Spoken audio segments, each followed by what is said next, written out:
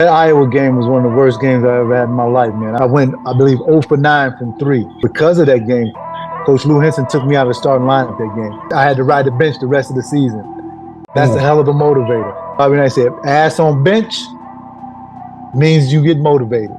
I had to sit my ass on the bench, and it motivated me to never be back there again.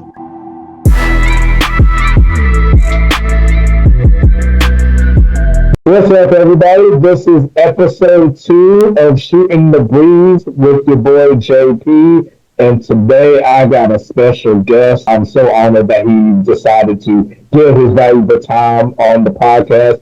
15-year NBA vet, Flyin Illini, the University of Illinois Hall of Famer, 5th overall pick in the 1990 NBA draft. A guy that I looked up to, when I was there, when I was watching the Hornets, one of the nicest people. It looked like he could still is in shape, and it looked like he could still be in GQ magazine and all that. Welcome to the show, Mr. Kendall Gill. Kendall, how you doing, man? How's life been treating you? I'm doing great, man. Thanks for having me. I appreciate it. I follow your page now, and I love hearing the stories that you have on there, because I know a lot of those guys, that tell the stories, and it's real interesting, that they have the sort of the same experiences that I've had. So, man, we're all one fraternity, and it's just great to join them once again on your page. Thank you so much. Yeah, I've been just a huge NBA fan since I was in middle school. I always been just intrigued with the old school stories, the old school basketball, especially in the 80s and 90s. That's probably my favorite area in basketball. So just for you, just to reach out to me, just so nicely, follow me too as well, enjoying my stories, I'm just greatly appreciated, man. So thank you so much. Yeah, no problem at all, my man. We're going to get started. In terms of since the Bulls and Celtics game is going on right now, in terms of today's NBA, what's your overall thoughts on today's NBA? Do you think it's just too much three-point shooting, or players don't want to play? What's your overall thoughts on today's NBA? Listen, the league has been engineered to promote more scoring. I mean, they've taken the advantages away from I wouldn't even say advantages. They've taken the tools away from defensive players by using hand check, taking the physicality out of the game to promote scoring, to promote open lanes, and a faster pace of play. I mean, right now, I believe that the average team shoots about 30, 35 three-pointers a game. Back when I played in the 90s and the early 2000s, the average was 7 three-pointers a game. So it's changed a great deal. But I think that the league, and some people like this style of play, some people don't, because you could have instances where, you have 2 teams shoot 10 three-pointers in a row. Nobody past the 3-point line, and a lot of fans don't like that style of play. They like to see the old school way where you have a big man in the block. You see some semblance of the triangle offense, some half court offense. As I say that, Derek White just knocks down a 3-point shot as I'm watching the game. but I think that the league is going to try to even things out, because right now the offensive man has all the advantages. He's not getting hand checked. He can get to the lane. They can't touch you anymore. They allow you, and I know everybody calls it the gather step, but if you're a basketball purist, it's a travel. They allow that now, which has become part of the game. So, and that's part of, I'm not trying to be an old head, which my son calls me. You're an old head, this and that. You play with plumbers and all this and that. No, I'm a basketball purist, and I like to see the game played really the way the original rules set it up to play. I feel you on that one. I wish it would kind of be like, what it is back in the day. I just think there's just the rule changes kind of changed a lot in terms of, like you say, it promoted more scoring and it could be like, I could just see you playing in today. You probably could average easily 30, 35 points a game just because the fouls, it's so easy just to foul. They just breathe on you, just go to the free throw line. It's just so Yeah. much different today. So No, it is. And, a lot of people say, well, the players in the 90s couldn't play today. Well, yes, we could. All we do is we would practice what you guys practice now. That's just 3-point shooting.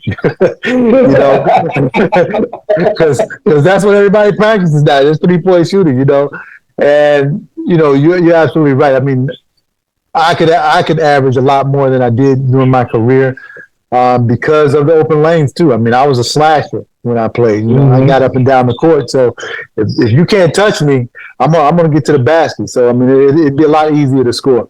Chicago, Illinois. Before you developed your love of basketball at a young age, your first love was actually boxing, where you became a professional boxer after your NBA career. Where did the love of boxing came from? Or who was like your favorite boxer that you watched at the time that made you influence yourself to become a boxer one day? Well, my love of boxing came from, here in Chicago. I grew up on the south side of Chicago for the first 10 years of my life. Then my parents moved us out to the suburbs.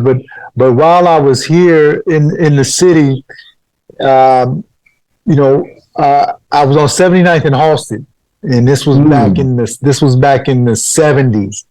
I believe I was like 8 or 9 years old.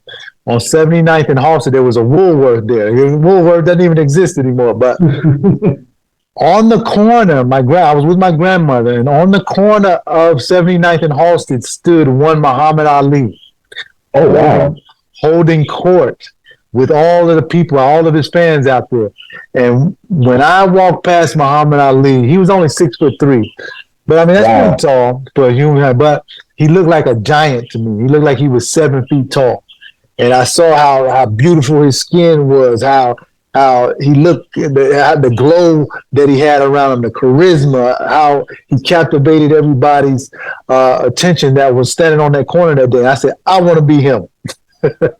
so that's where I fell in love with the sweet science, and pugilism. And my parents had me at a day camp on 83rd and Racine here on the south side of Chicago in the summer times, and that's where I boxed. And, that's where I picked up boxing, and I loved it. But then when I became 10 years old, my parents moved us out to the suburbs. And, when you move out to the suburbs, they don't box out there. You know what I mean? They golf and play tennis. They belong to the country club, And actually, when I moved out to the suburbs, that's actually where I picked up basketball, because as a kid, I hated basketball. I was always a boxer. Yeah, I was always a boxer, a football player, baseball player. And, when we moved out to the suburbs, that's the first time I picked up a basketball at 10 years old. So, in terms of picking up a basketball and then developing your hard work before going into Rich Central High School, who was your inspiration? This is the guy, this is the basketball player that I want to be like. I had no basketball inspiration at that time. Oh, wow. I was always a sweetness, Walter Payton. I want to be a star. Like, after Muhammad Ali, my second hero was Walter Payton. And because of the way that Walter played, his nickname, Sweetness, everybody loved him here in Chicago. And, there was this thing where Walter would train at this hill, and he would run up and down the hill in the off season and everything. And I said, you know what, if I can work that hard at this sport, basketball, then, maybe I can get to be, maybe I can go to college. I had no pro aspirations on my mind at all. I just wanted to go to college for free. So, Walter Payton was my big inspiration as far as the work that I put in with basketball. Because I love the sport, I love the game, but I said, I just want to go to college. I had no aspirations to go pro. Walter Payton, I mean, that was my inspiration too when I was playing football in high school. Just watching him just running up the hill and just listening to Jim Brown just talk about the greatness of Walter Payton and just watching just his highlights. I'm like, man, that dude was just so phenomenal as a football player. No, he was phenomenal. He was phenomenal, man. And, he's still revered here today. I mean, as a matter of fact, we had there was a big thing on social media about the day we drafted Walter Payton, which was a couple days ago, some 40 years ago. In Rich Central High School, you was like very close to winning the championship. Y'all came in second place. You led the team in scoring, made the all-tournament team, and then you decided to go to the University of Illinois. Was there like another college that you wanted to go to that you was interested in before choosing the University of Illinois? Yeah, look, the night before I chose to go to U of I, University of Illinois, I was going to Michigan State. I narrowed down the 5 schools I wanted to go to: Clemson, Iowa State, DePaul, Michigan State, and Illinois. But Judd Heathcote had done such a great job recruiting me with his assistants. Tom Izzo was there when they were recruiting me as well. And, I really liked Michigan State. So my parents and my brothers, they all knew that I was going to make my decision the next morning. And I didn't tell anybody, what I was thinking. But when I went to bed, it was Michigan State. I was going to be a Michigan State Spartan, right? So I wake up and I go downstairs before school, and I'm ironing my pants. That's back in the day when, you had to iron your pants. You had to have that crease in it to look sweet. You know what I mean? You guys don't do that now, but they did that in my day. So I'm ironing my pants in the laundry room, and I hear my brother's footsteps coming down the steps, and he busts in the room and said, "So, where's it going to be?" I looked up, and I said, "Illinois." Out of nowhere, just like that. I changed my mind, and it was an involuntary response, man. I mean, I didn't plan it. It just came out of my mouth, and when I called Coach Heathcote and, Coach Williams, who recruited me, and Tom Izzo to tell them of my choice, they were like, "But Kendall, why are you going there? They got all those McDonald's All-Americans, going to Illinois. Nick Anderson, Marcus Liberty is coming next year. Stephen Bartle, Larry Smith. They loaded." He said, "When you come and hit a Michigan State, you can play right away." And I said, "I know, Coach, but I feel like this is where I got to go. I'm going to stay home." And it worked out for me. It definitely worked out for sure. It worked out. I just can't imagine if you had a Michigan State Spartan or a Clemson Tiger. I'm like, wow, that could have been a different career. Yeah, because the backcourt would have been me and my partner Steve Smith. That would have been the backcourt. Michigan State. We possibly could have won a national title. That would have been deadly. Ooh, I just could not just imagine. That would have been a deadly combo. Going to the University of Illinois, I read up a little bit on the story. You was kind of struggling your first 2 years at University of Illinois. Like your confidence was kind of shot up, but you just kept shooting just to see you get out the slump. And then it came across the game late January of your sophomore year against Iowa, where you was just missing every shot. And then after you lost to Iowa, you made a decision yourself that I want people to know that what impact I'm going to make for the University of Illinois. Talk to me about that game. Yeah, that Iowa game was one of the worst games I ever had in my life, man. I went, I believe, 0 for 9 from 3. And the fans were kids. The fans were like, give it to 13, give it to we had Iowa fans saying, "Give it to Kendall Gill, let him shoot." And but I didn't lose confidence. It was sort of, I can compare it to what Kobe did in Utah as a rookie when he had 4 straight air balls. I felt the same way, when I was at U of I, and when I was at that game in Iowa, and unfortunately for me at the time, because of that game, Coach Lou Henson took me out of the starting lineup that game. I didn't return the rest of the season, so I had to ride the bench the rest of the season. That's a hell of a motivator. You know what Bobby Knight said one time? He said, "Well, how do I?" So he was asked the question, "Well, how do I get to motivate my players?" He said, Bobby Knight said, "Ass on bench means you get motivated." And that's what happened. I had to sit my ass on the bench, and it motivated me to never be back there again. So the following summer, I put the work in, and I don't know if you've ever seen Floyd Mayweather train, but Floyd Mayweather trains like he don't have a dime. And this man has Yeah. made almost $1 billion in the boxing industry. I trained like that summer, you know, and I just would not be denied. And I saw the improvement. When I got with a shooting coach, and, you know, I can remember my assistant coach driving me in his Toyota to some in the middle of Illinois in the sticks somewhere. This guy was giving a seminar. I watched this guy shoot while he was talking in the seminar for 45 minutes. He missed 3 shots while he was talking. And I said, that's my guy. So I copied what he was teaching, and that technique became religion to me. And, you know, I really put in the work to master the technique. And, you know, I came back the next year, I felt like I was the best player on the team. You know, and I might have not been, because, you know, we had guys like Nick Anderson and Kenny Battle, Lowell Hamilton, and everything, but I felt that way, you know.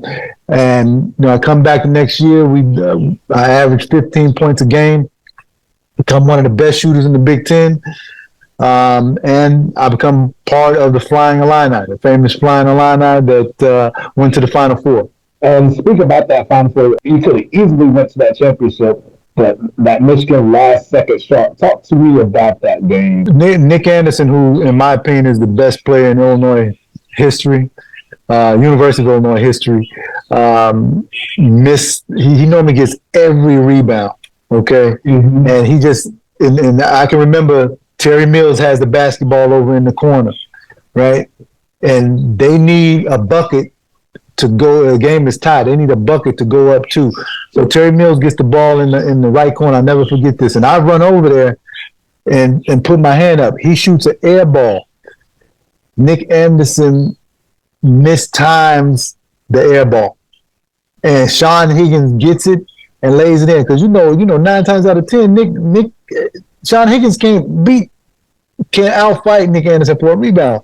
But on this time, on this specific play, Nick missed time to jump. Sean Higgins gets it and puts the basketball back in.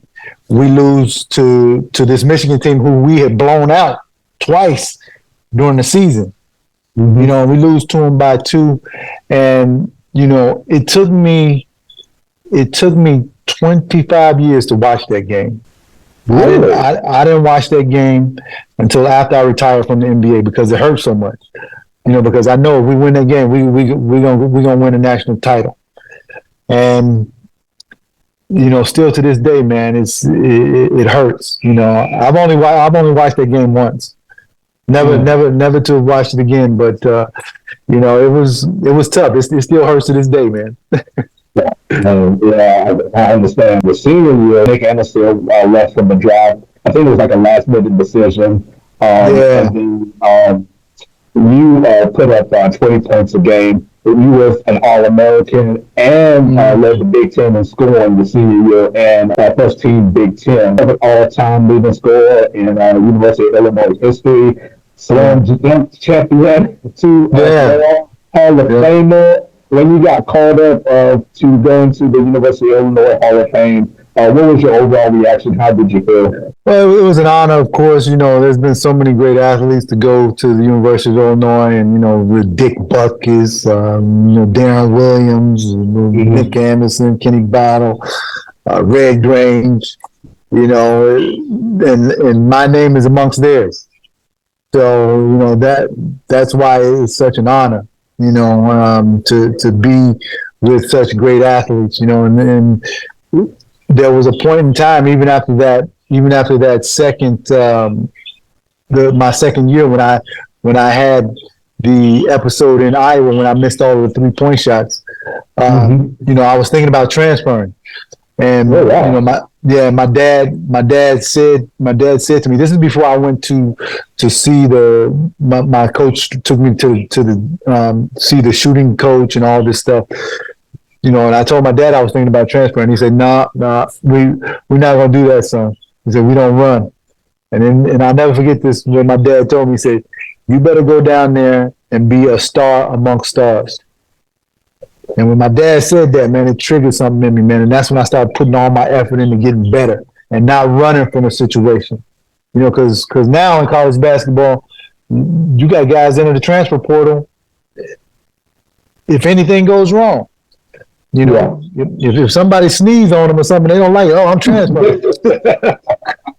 That's bad. You know, I'm transferring. You know, but the thing is that back in the day, you know, if you transferred, you had to sit out a year, and then, you know, you go and you play. Now there's no penalty.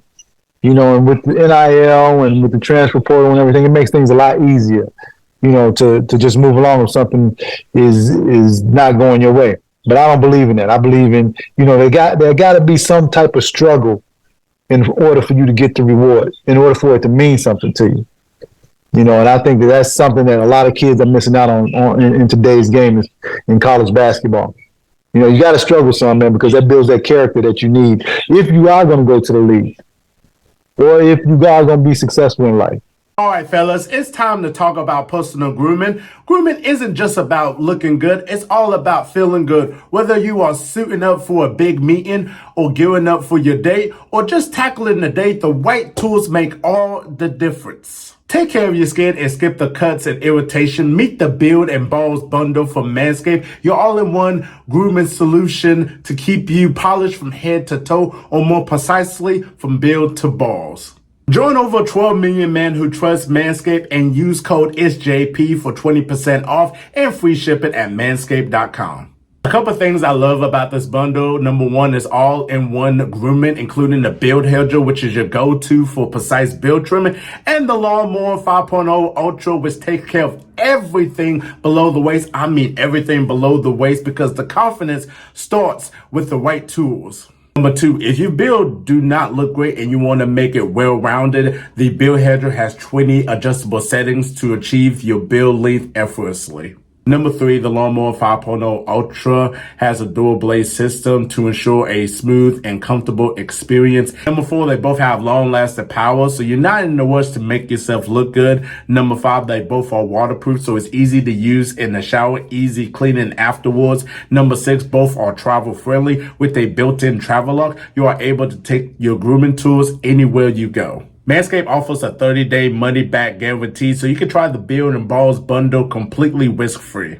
Don't cut corners to your grooming routine. Upgrade to the Beard and Balls bundle from Manscaped. Go to manscaped.com and use code ItzJP to get 20% off and free shipping. Whether you're going to work, going downtown, or just relaxing at home, Manscaped has everything you need to stay sharp from your face to your balls. Your skin will thank you, and so will everyone else. The NBA draft, who was the 5th overall pick, selected by the Charlotte Hornets.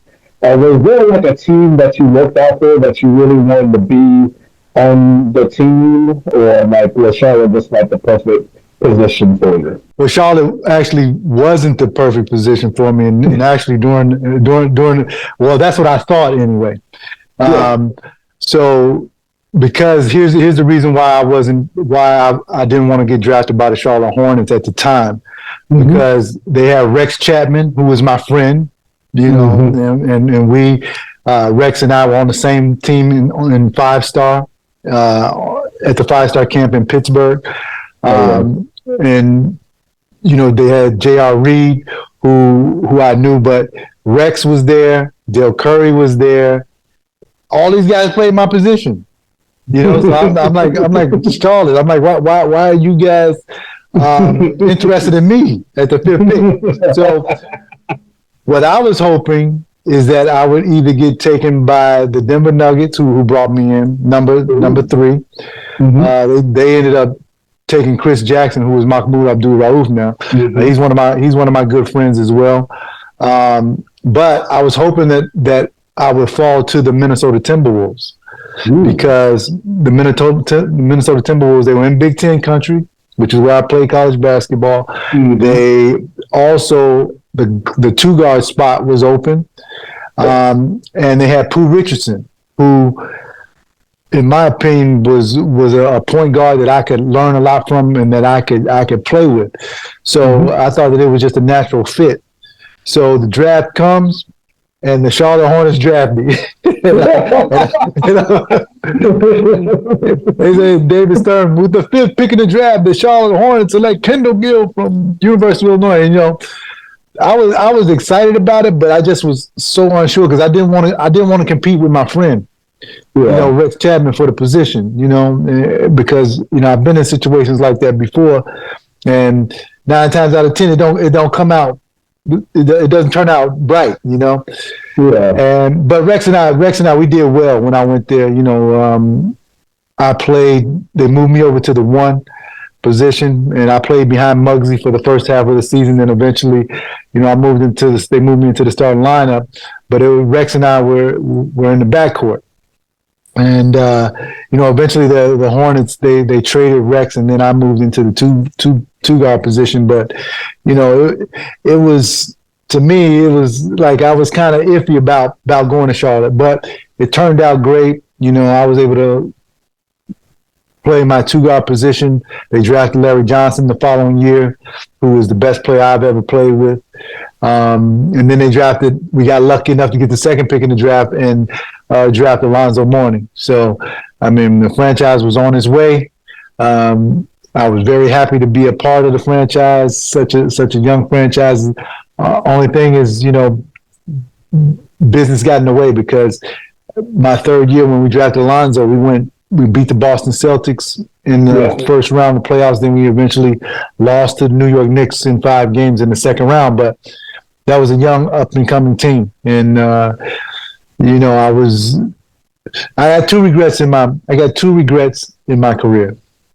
One regret that I left the Charlotte Hornets to go to the Seattle Supersonics in a free agent deal. Not saying anything bad about the Seattle Supersonics, but with me, Larry, and Zoe there, we had the big 3, and we could have done some special things, there had we all stayed together. The second regret I have is not signing with the Los Angeles Lakers when I had the opportunity. When was that? I became a free agent, I believe, in 2000. I think this was the year after, the year that I led the league in steals. And set the record. I think it was that summer. So let me tell you this story. So we agree in principle to the contract. Okay. Mm-hmm. The Los Angeles Lakers offered me a 2-year deal for $5.5 million. Okay, that's peanuts now. They go to the store and spend that now. $5.5 million. That's nothing. Right? Yeah. So I agree in principle to the deal. Because they let Glenn Rice go. Glenn goes to, I forget which team Glenn Rice go, but I was supposed to fill Glenn Rice's spot and play alongside Kobe and Shaq. So I fly out to LA. I'm in the hotel room. Mitch Kupchak calls me and says, "Hey, Kendall, come on down. I got your jersey. We're going to go over to the press conference to announce that you are a Los Angeles Lakers." So I'm like, okay, cool. So I leave out of the hotel room. Then I get to the elevator and I realize I forgot my cell phone in the hotel room. Oh, man. So I go back into the hotel room and I get my cell phone. As soon as I pick it up, it rings. Right? It's Louis Katz, the New Jersey Nets owner. And he says, "Kendall, we prepared to offer you $7 million for 1 year." I sit back. I said, "What the fuck?" Sound like you just put me in a bad position, man. I was like, because I'm about to go. I said, I'm about to go over into the press conference. Mitch Kupchak and Kurt Rambis are waiting for me down in the lobby to go over to the press conference. So when I got the offer, I just laid back in the bed, put the pillow on my face, and I'm like, man, what the hell am I gonna do? So, I eventually go downstairs and I see Mitch and those guys, and they can see immediately on my face something has happened. So I go down and I tell them, "Look, man, the Nets just offered me $7 million for 1 year. You guys offered me 2 years, $5.5 million." So Mitch said, "Listen, if everything turns out all right, we're gonna take care of you at the end. But you know what? I was always taught a bird in the hand is better than 2 in the bush." Yeah. So I said, "Mitch, I got to think about this, man. This is business, because us as professional athletes, we only got a short window to make as much money as we can, So eventually, I decided to make the smart business decision and take the $7 million for 1 year. Broke my heart to not be a Los Angeles Lakers because I would have won 2 championships there. You know, possibly even more. You know, and you know, I remember flying back home to Chicago when I got home. Shaq called me, and he was like, "Yo, Kendall, man, you know, you come out here, man, you're gonna fit in. We're gonna do some special things. You know, we can win a couple more championships." And I said, "Shaq, man, I wish I could go, bro, but I got to take this $7 million, man. I'm not Shaq. I'm not making $20 million. You know what I'm saying? I got to get the $7 million. You know, so that's how it ended, man. My Lakers dream, and to this day, I still have the jersey that Mitch Kupchak gave me. You know, to take over because you know they were going to announce me, and I was going to raise the jersey up and everything. It wasn't going to be 13 though; it was going to be 12 because they had retired Will Chamberlain's 13. So I would have had to wear 12. But I still got the jersey, bro. And that's very good. I just can't imagine you on that Laker team, Kobe, Shaq, you, George, yeah. Ooh, you talking about Hey, I was ready, man. I was ready, man, to go out there. I was even house shopping. Louis Katz may rest in peace. You know, he totally changed my mind. I had to make the business decision. That's understandable. You just mentioned a few minutes ago about Larry Johnson being the best player you ever played with. Yeah. For all the young listeners that's watching this, what made Larry Johnson so special? Yeah, the reason why Larry Johnson was the best player I've ever played with is because of first of all, he's 6'7". His shoulders were broad. He had like a 26-inch waist, 250 pounds. And I tell people this: he was LeBron, Shaquille O'Neal, and Hakeem Olajuwon wrapped into one. That's a tough combination to beat, man. Yeah. You know? I mean, he had great. His footwork was impeccable. His timing, his hands. He had a 7'4" wingspan. You know, and power, grace, great teammate. You know, it was a willing passer.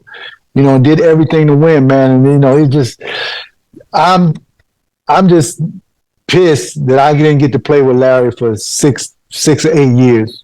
You know, because that guy, man, before he hurt his back, Hall of Famer. Before he hurt his back, one of the best, would have gone down as one of the best power forwards to ever live. He was a great player. I understand your situation with Charlotte, and then you got traded to the Seattle Supersonics, and felt like everything was like really good. And then, unfortunately, it just kind of went bad when the offense kind of changed a little bit. Like you came in, they were like y'all went into the number 1 seed, got beat by Denver, and then Nate McMillan took your position. There was a story that you was like really depressed that you didn't want to like play basketball no more because of playing in the Seattle. Can you elaborate a little bit more about that situation? Yeah, well, here's the thing. I'll tell you, when I did go through that episode, I went through a period of insomnia. I couldn't sleep for 3 days. You know, and I used to suffer from cluster headaches, which is a condition in where you have migraine headaches several times a day. And I was going through one of those episodes at that time, you know, so I hadn't slept in 3 days. My head wouldn't stop hurting. The medication that they gave me stopped working. And, you know, it was just complete misery for me, you know, and all I wanted to do was to have my head stop hurting, man. You know, and this is a condition that I suffered from since I was 9 years old. You know, I used to go through the episode 2 times a year. And unfortunately, at that time, that's what I was going through. And a lot of people didn't understand that. And they mistook it for something else. But, you know, I knew once I was able to get through the episode, which the episodes lasted two months, 8 weeks, then, you know, I would be okay. But at that time, man, it was the toughest episode I had ever been through, because my medication had stopped working. And I can remember being in my apartment, man, just wanting to smash my head into the wall because, I felt like it would knock me out or something, so the pain would go away. But it was just brutal, and a lot of people give, Scottie Pippen, Scottie Pippen one of the greatest players ever played. But you remember that series in Dallas when he had the migraine? Yes. A lot of people don't understand what migraines do to you. Mm-hmm. I understood what Scottie went through with the migraines. Now, just imagine getting that migraine 7 to 8 times a day and you not being able to go to sleep. That's what I was going through. So, that was a difficult time, man, in my life. But I went through it. It built character, and thank God now. I mean, it doesn't happen to me anymore. I haven't had one in like 15 years. But it was brutal. I wouldn't wish that on my worst enemy. I feel you on that one. And then after the whole thing with Seattle, you got traded back to the Charlotte Hornets for just like, a little part of the season. Then you got traded midway to the New Jersey Nets. And we finally seen like your potential, because it just felt like when you was in Charlotte and Seattle, like they were going to be like the number one scoring option, and then you just kind of get back to like the third or fourth scoring option. Then when we finally see you in New Jersey, be able to show your potential to the world of like how good you really are in terms of your scoring. Just talk to me about your New Jersey Net days, because you had a really nice squad with Kerry Kittles and Sam Cassell, Jason Williams. Yeah. Well, yeah. I mean, my New Jersey Nets days. Let me tell you how it started out. Sure. So my New Jersey Nets days, I had just gotten traded back to the Charlotte Hornets. Yeah. Okay. So Larry Johnson, Alonzo Mourning, all of us were back together again. Mm-hmm. The big three. So we felt like that we were getting ready to start where we left off from, and be a powerhouse team in the Eastern Conference.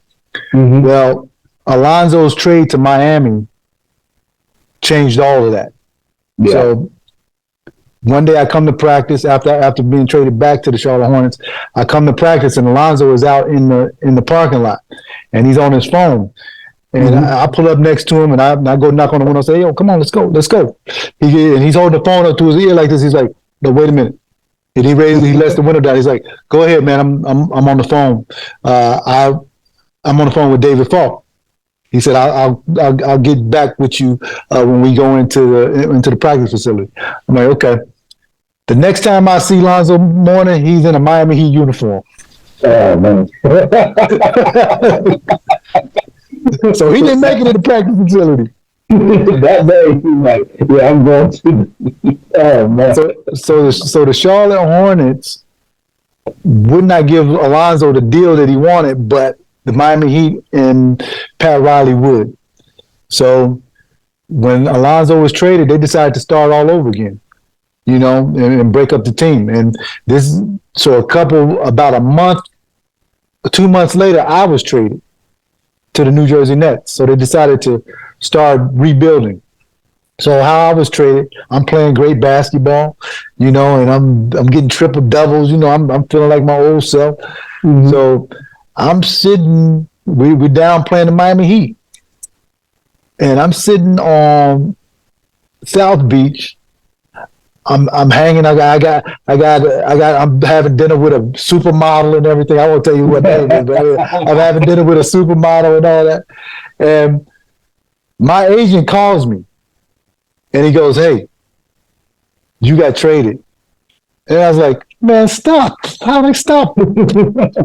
Stop effing around with me, man." I was like, I thought he was joking, right? Yeah. He's like, "No." He's like, "No, I'm for real." And then I said, "What?" I said, "I just got back. He's like, "Well, you got traded, man." And I was in shock for a minute. But then I sat there for a minute. I didn't even ask who I got traded to for about a minute. I was just in silence. And then I said, "Well, who did I get traded to?"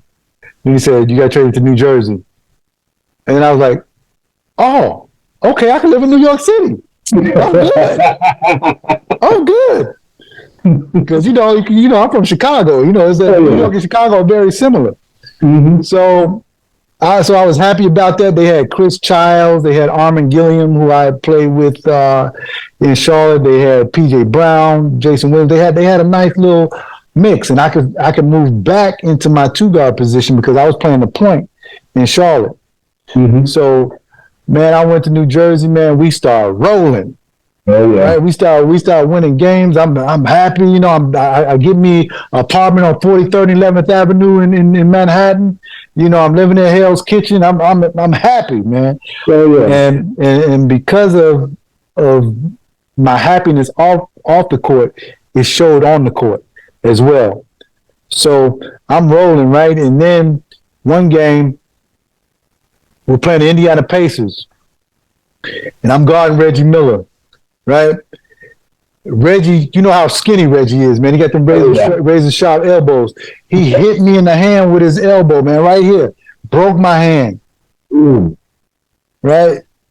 So I'm in New Jersey for about 3 months, and we getting ready to chase for the playoffs, right? Making a run for the playoffs, and I break my hand, and everything go to crap, right? Yeah. So here's another story. So my hand heals up, and I think that I'm coming back. Right, this is about another month or so after I break my hand. Mm-hmm. So I think that I'm coming back, and I'm out on the court warming up. This is the game I'm supposed to come back. I got the clearance from the doctor and everything. And I'm warming up, and Willis Reed, who was the general manager at the time, Willis Reed comes out to the court, and he's like, "Hey, Kendall, what you doing, son?" And I say, I'm shooting. I'm warming up. He's like, no. He's like, we going for the draft pick. Go in the locker room, put your clothes on. Oh wow. So he didn't want me to play because if we won, then we would be out of contention for a top 10 draft pick. So I had to go put my clothes on, man, and they sat me down for the rest of the year. Oh man. But then that next year, y'all made the playoffs. Y'all drafted Keith Van Horn, and then Sam Cassell just got traded there too. So y'all rolling, that season, and then in the playoffs, fortunately, you come across the Chicago Bulls in the first round. Yeah, we came across the Chicago Bulls in the first round. Yes, talk about those battles with Michael Jordan. If you got any Michael Jordan stories. Oh man, I got a ton of Michael Jordan stories, but Michael absolutely had no weaknesses. Okay, so you have a guy that's a crazy competitor. You have a guy that's a crazy athlete with a 48-inch vertical jump, that's strong, that's vicious, he just got it all. And he got an attitude. I know there's been a lot of comparisons, to LeBron James and, MJ, but man, MJ is the greatest NBA player of all time. I have arguments with a lot of people about it and things like this, and the numbers don't lie. But this man, and here's how I settle the MJ debate. Okay. Mm-hmm. I work for the Chicago Bulls now as a broadcaster. Yeah. I'm in the United Center all the time. And I did this specifically to get the answers of executives from other teams. All right. Every time a team comes in here to the United Center, I'm sitting in the United Center right now as we do this interview. I go downstairs and I ask each executive in their prime, who would you take in the draft? Michael Jordan or LeBron James? Not one said that they would take LeBron James over Michael Jordan. That's how you know. The guys in the business know.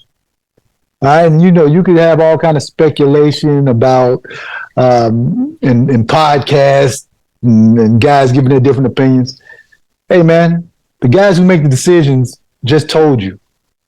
You know, not one of them. I ask every NBA team that comes in here to the United Center, and that's what they say.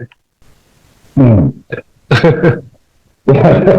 mean, no doubt about it. MJ's my go. Talk about those battles, though. Was he like trash talking you? Did you trash talk him? Or like, just tell me more about those battles in the playoffs. Well, I won't tell you about the battles in the playoffs. I mean, those were he was just tough, man. He turned it up. He turns it up during playoff time.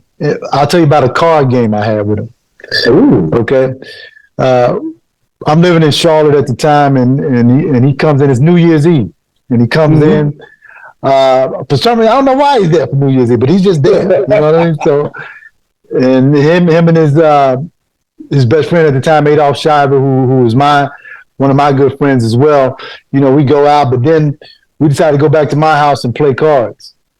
And we're playing cards. We play this game called Tonk. Okay, which is what all NBA players play, okay, on the plane and everything like that. So we're playing, and we start off at about 10 o'clock at night. About 2, 3 o'clock in the morning, I'm beating him out of his money, bro. You know? But he's such a competitor. He wants to keep playing. He won't leave my house until he's won all of his money back. Right? And I'll never forget this. You know, a lot of people like, oh, they'd be happy that Michael Jordan's at their house, right? Yeah. I was ready for Michael Jordan to leave. He wouldn't leave. The money, just leave. Yeah. He wouldn't leave because he didn't win his money back. That's how psychotic of a competitor he is, man. So about 7 o'clock in the morning, right? He ends up winning his money back and leaving out. I'll never forget. He left out of the house. He didn't even have shoes on. He just picked up his stuff. No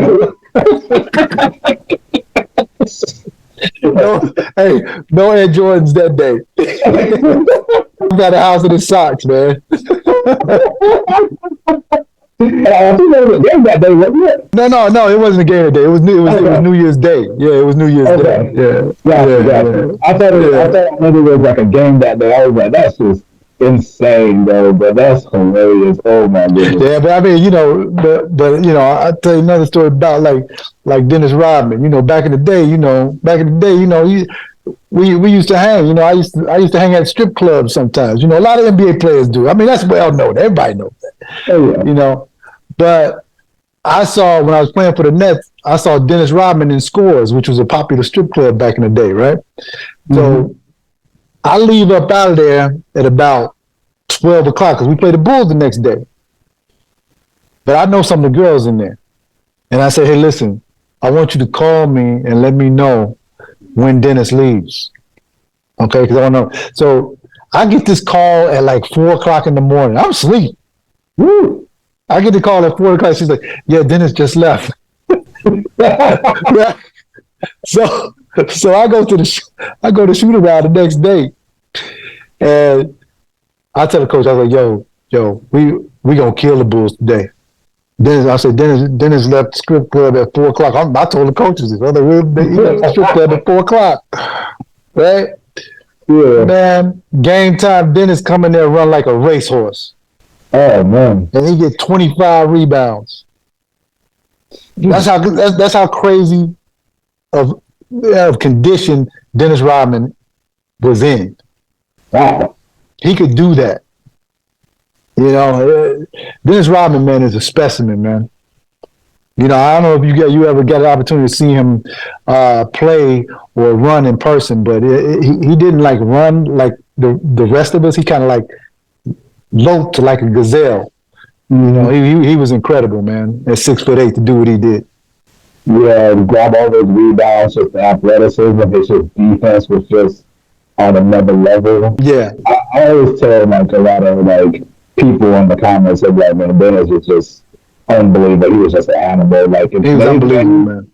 Today's game, I mean, I feel bad for like the top scorers in the NBA right now.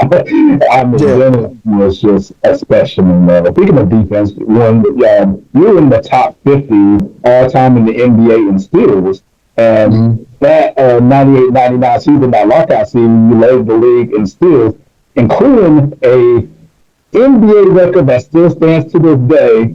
Your game against the Miami Heat, 11 Mhm. steals. And there was a wonderful story before the game. You came across a NBA legend, was giving you advice and was praising your game. Can you tell me more about that 11 steal game story? Yeah, well, Walt Clyde Frazier, the great New York Knick and still a broadcaster for the New York Knicks, Mm-hmm. noticed that I could steal the basketball. I had a talent for doing it, Yeah. but he noticed that I was going for steals early in the game, and he told me, he pulled me aside one day and he said, "Listen, Kendall, don't go for all of the steals right away, because at the end of the game, when you need a steal, they're gonna be there.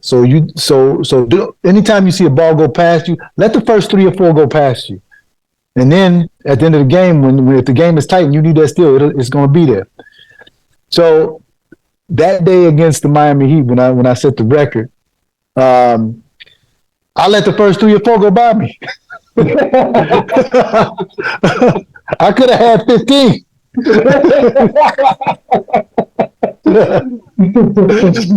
I could have had 15, but I was on one that day, and believe it or not, I did not feel good that day, man. I felt horrible that day. I Really? felt sick. Yeah, but I mean, I came up with a triple double with steals during that game, and it was incredible because it was against Pat Riley and the Miami Heat, and but I felt that the Miami Heat, Pat Riley has so much control over his team, they somewhat become robotic, and they just train to reverse it, and that's what allowed me to get the steals. And I knew that. I just wish I had gone for those 4 that went in front of me at the beginning of the game, because had I gone to the floor, I would have put this record out of reach. It's still within reach, because there's always a couple guys that, knock on wood, they're getting close, like 10 and stuff. And I get kind of nervous, because everybody say, well, my records are made to be broken. I don't want my record broken. The hell with that. I want to keep it. Exactly. I'd be like coming across the plan like, nah, Kendall, that's his record. Just leave it alone. Just leave it alone. Yeah, right. Exactly. You went to the Chicago Bulls. Yeah, the home team with from Chicago. How did it feel to become like a Chicago Bull? Yeah, it felt great because, it's my hometown. I've always wanted to play for the Chicago Bulls ever since I started playing basketball. I wanted to play in the triangle offense, which I was built for. And Bill Cartwright was the coach at the time, and Scottie Pippen, they had just re-signed Scottie Pippen. Yeah. So, and I felt that with Eddie Curry, Tyson Chandler, they just drafted Kirk Hinrich, that they had a good mix of young players along with veterans. I thought that I would fit in perfectly. I thought that we would go to the playoffs, but it just didn't happen. And unfortunately, Bill Cartwright was fired with the first 17 games of the season. And even though my experience was good, I got to wear the uniform, I still was kind of left a little unsatisfied, because I wanted to achieve so much more in that uniform. But hey, as it turns out, I've been a part of the broadcast team now for 18 years, and everything turned out the way it's supposed to be. I've been a Chicago Bull now for almost 20 years now. Hey, that's dope. Hey, it seems like to be great. So, after the NBA career, you got into professional boxing. What got you into professional boxing? Was it just like another way to stay in shape, or you just wanted just to try it out because boxing was your first love? What got you into professional boxing? Boxing is, as you stated earlier, is my first love. Okay, I love boxing more than I love anything.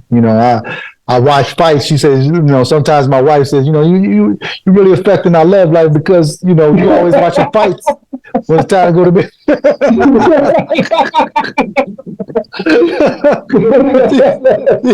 You rather watch a fight.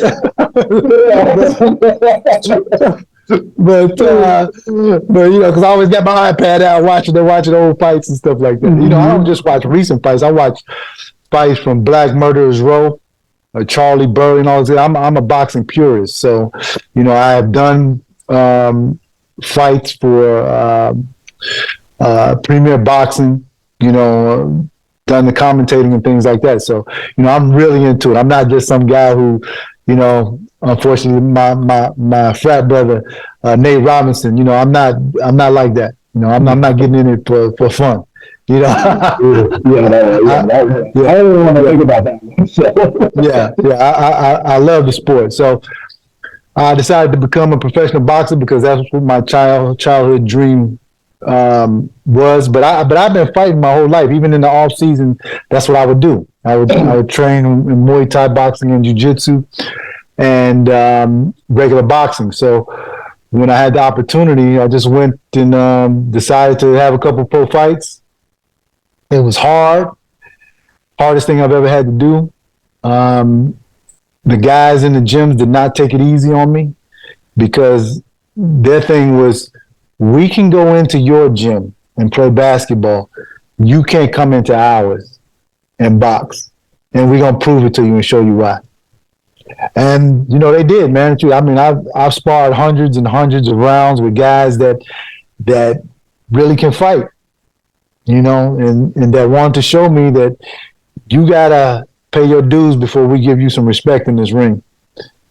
And it was hard work, man. I mean, the hardest thing I ever had to do, and it's tough. It's tough when you get into a ring with a 22-year-old woman and she's whooping your ass. And when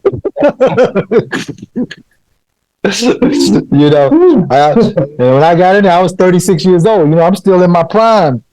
But this girl who was a professional fighter, they put me in with her just so I could see what the deal was. And I'm telling you, man, she gave it to me. But over the years, I eventually got better. I did everything I was supposed to do. I did the road work. I did the gym work. I listened to my trainers. I sparred as much as I could. And, I became a decent fighter. Yeah, hey, I seen those videos. I was like, yeah. If you say it a little bit long, this is a little bit longer. But let me tell you a story about me not taking the fight game serious. Because, I'm sure you've heard the cliche, you don't play boxing. You play other things, but you don't play boxing. That's the truth. Yeah. One day, my trainer, who's named Michael Garcia, Fly, we call him here in Chicago, he said, come in, I want you to spar with the novice Golden Glove champion. I said, okay. So I went in. I hadn't been doing any road work. I hadn't been getting up in the morning to do my road work, do my 5 miles a day.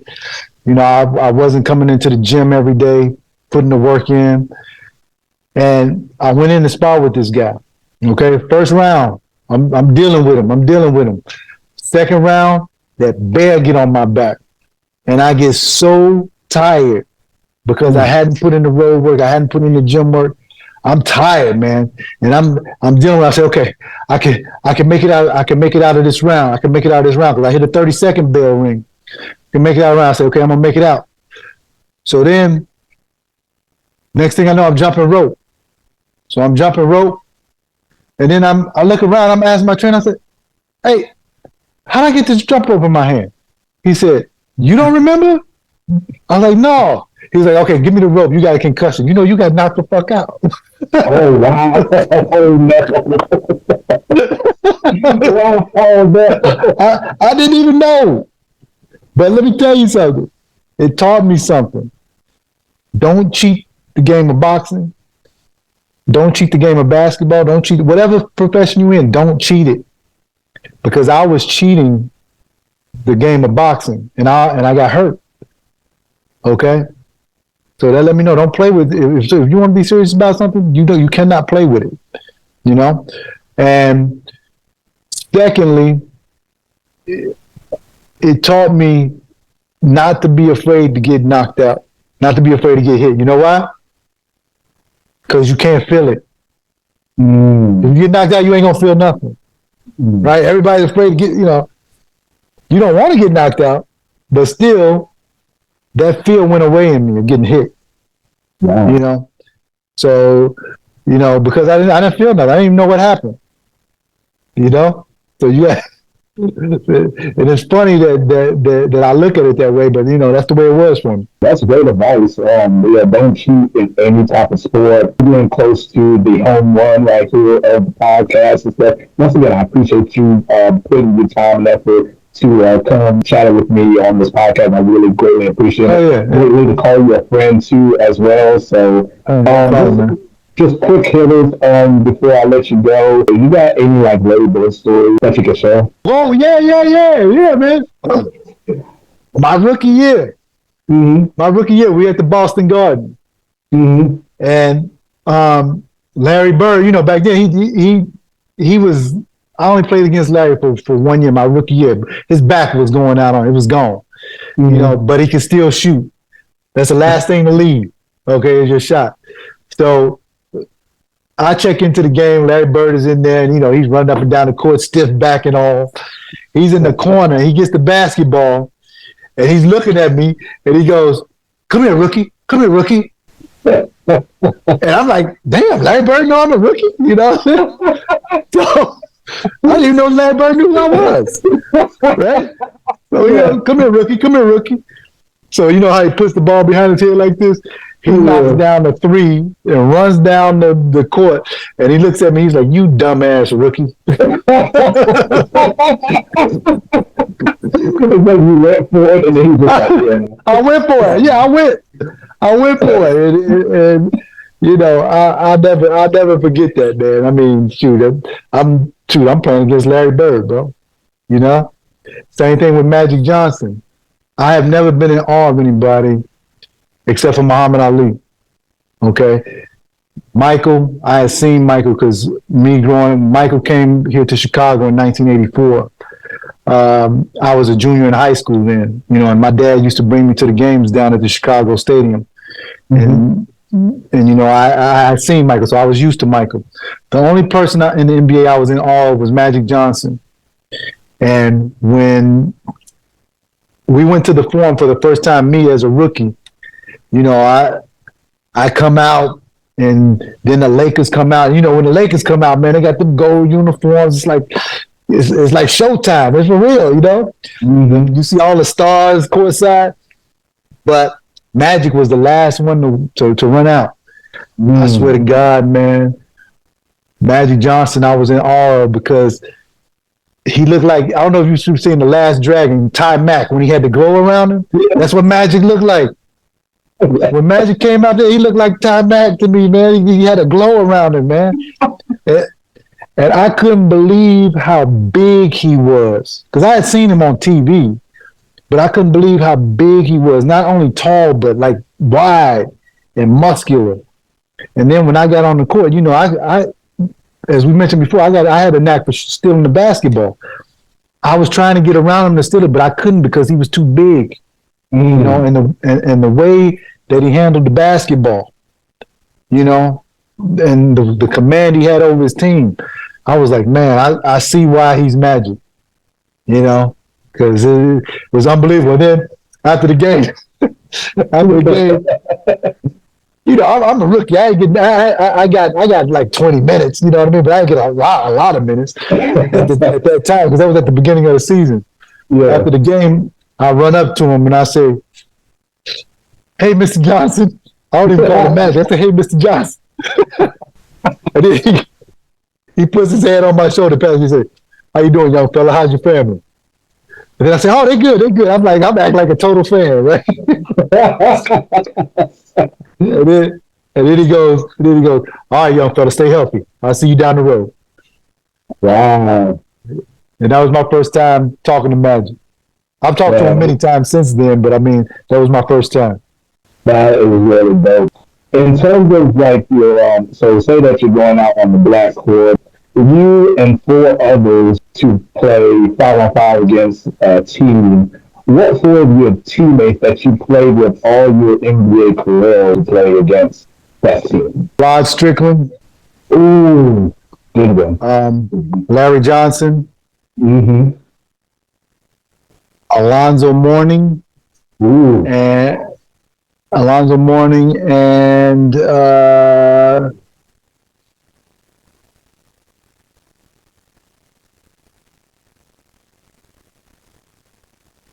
Kevin Garnett. I was gonna throw Sean Kemp in there, but I need a little bit more height. I feel that's a great starting five right there. And I forgot about Watts Brooklyn. I'm like, man, y'all need to go watch like some tape of Watts Brooklyn. That dude was just. Hey, Ron Strickland is the truth, man. Best point guard I've ever played with. Where can people find you at in terms of social media? You can find me at the official Kendall Gill on Instagram, and on Twitter you can find me at Kendall G13. Better follow him, so. Kiddo, thank you so much for your time, man. And, Yes, sir, man. We'll definitely chat later, man. Let's do that. Hey, Kendall Gill, everybody, right here on Shooting the Breeze. Peace, guys.